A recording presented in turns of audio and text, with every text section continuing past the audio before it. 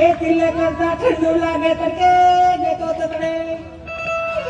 એ તિલક કરતા ઠંડુ લાગે તડકે જતો તકડે એટલે હું ખબર નહીં એટલે કે એક ચપટી સિંદૂર तुम क्या जानो रमेश बाबू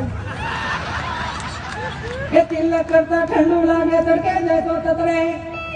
આ લાકડી વિના લોટે જાય તો નકી કૂતરા છો